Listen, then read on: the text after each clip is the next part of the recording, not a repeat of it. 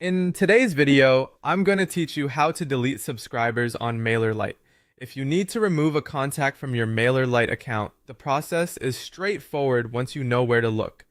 In this walkthrough, I'll show you exactly how to find a subscriber and permanently delete them from your list. As you follow along, just make sure you're logged into the correct Mailerlite account before making any changes, since deleting a subscriber is something you'll want to do carefully. Start by logging into Mailerlite and waiting for the dashboard to load. Once you're inside your account, look for the subscribers section in the main navigation and click into it. This is where Mailerlite stores and manages your contacts, so it's the right place to begin whenever you need to update or remove someone. After you open the subscribers area, go to the search bar and use it to find the contact you want to remove. This can save you a lot of time, especially if you have a large email list.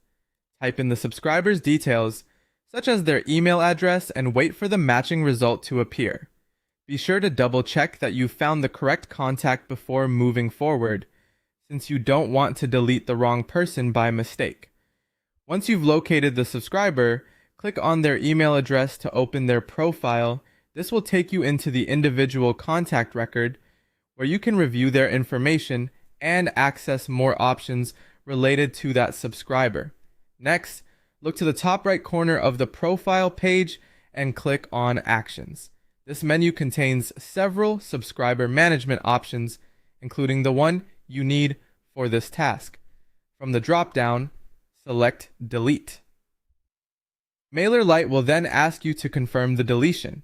When the confirmation prompt appears, take a moment to read it, then confirm the deletion if you're sure you want to proceed. After that, the subscriber will be removed from your account. That's all it takes to delete a subscriber on Mailerlite. The key thing to remember is to search carefully, open the correct profile, and confirm the action only when you're certain.